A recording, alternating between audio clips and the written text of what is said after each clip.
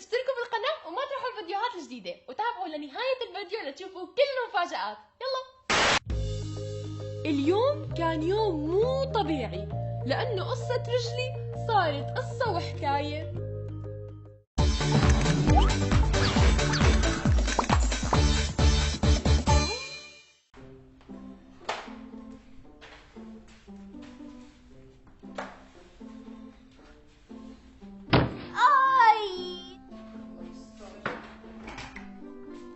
لك شو صار لك؟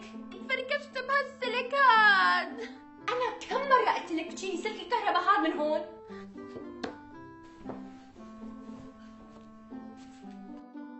لوين يا بعدي؟ بدي اجيب لابتوبي. ما في لابتوب ولا تليفون ولا تلفزيون. شو؟ قال الدكتور 3 أيام راحة تامة. يعني شو دخل اللابتوب بالموضوع؟ يي على قلبك شو صار لك؟ تفركشت بسلك الكهرباء وعطوني اجازه 3 أيام.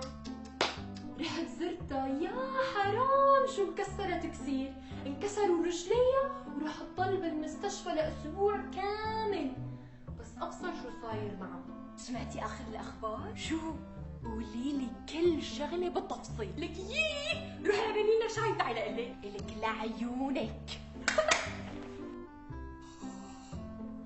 يا ستي قال امها ضربتها وكسرت لها رجليها ورح تضل بالمستشفى لاسبوعين.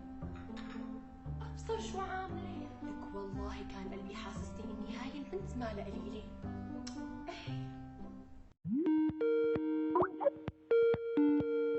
لك تعي اسمعي يا ساره.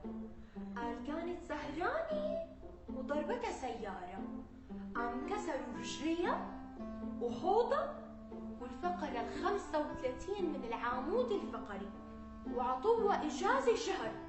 إيه مثل ما عم بقلك. وهيك لحد ما هذا وقد بلغنا أن الضحية قد تعرضت لهجوم من قبل مجرمين في ظروف غامضة. قد تسبب الهجوم بكسر بقدميها وكسر في الحوض وكسر في الفقرة 35 من العمود الفقري. هذا بالإضافة إلى ارتجاج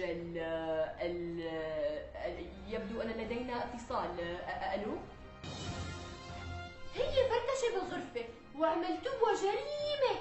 التوت رجلي وعملتوها كسر برجلي وبحوضي وانا ما فيني شي، بس اني يطلع في كسر بالفقرة 35 لا زودتوها، يعني كل الفقرات اللي بالعمود الفقري 33 فقرة.